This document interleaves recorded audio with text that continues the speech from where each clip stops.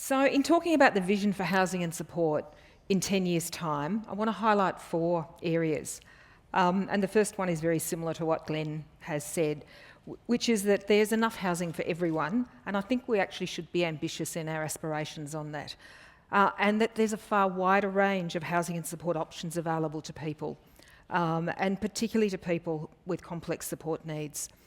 Right now, as Glenn has said, we've got very limited options and people aren't having good choices.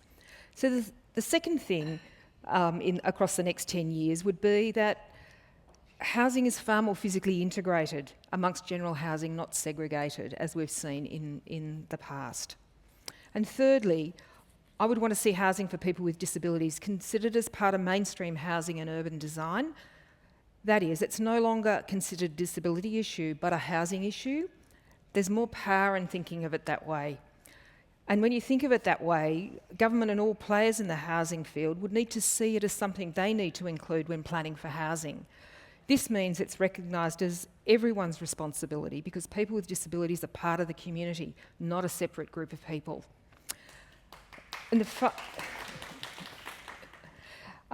the other thing is it would be very good if there was a far greater understanding of how to effectively support people to be as independent and capable as possible in directing their life. We still have some way to go, I think, in understanding that in the new NDIS concept. And this requires attention to the way we design and locate housing, how we use technology, and how we provide support. So it's a very integrated approach that we need to manage those issues. So, the big question, what do we need to do for these things to be a reality in 10 years' time? It's pretty clear that the lack of affordable housing for people with disabilities, and in fact for other low-income groups, is really a political issue. It's about government policy and budget priorities. We need active leadership from government in collaborating with a range of people who have a capacity to influence and develop housing. We need to just stimulate more housing options. So the first thing I think we need to seriously consider is the possibility of a campaign, just like Every Australian Counts campaign, to advocate for increased affordable housing. We need to set up good collaboration to do this. The Every Australian Counts campaign was so central to getting the NDIS up, and there's a lot to learn from it when we think through the housing issue. The second thing we need is for all new housing to be built to universal housing design standards, so that we have more housing across the country that is accessible and suitable for people with physical disabilities, whether they be young people or our older population. People need to be able to have choices in which communities they live and also to be able to visit friends and family as they choose. The third thing I think we need is sound and compelling research evidence that identifies which housing and support models continue to provide for better lives and opportunities for people with disabilities, while at the same time reducing unnecessary lifetime care costs.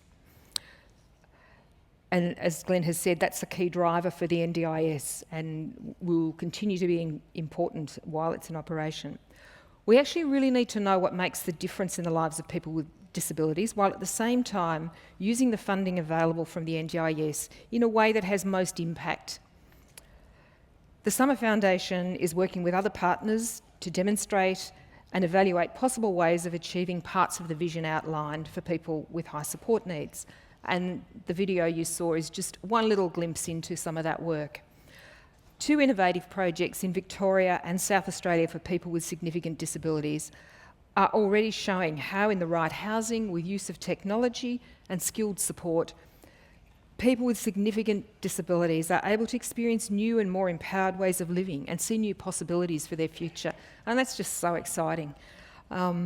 So the last thing I'd want to say is people with disabilities are telling and showing us what works for them.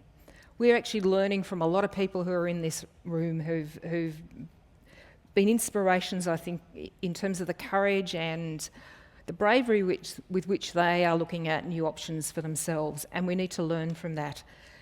And we also need to work together to find ways to make our make sure our community provides the range of housing for people with disabilities. No one's got the answer, as Glenn said. We all need to work together. We all have roles to play in this. Thank you.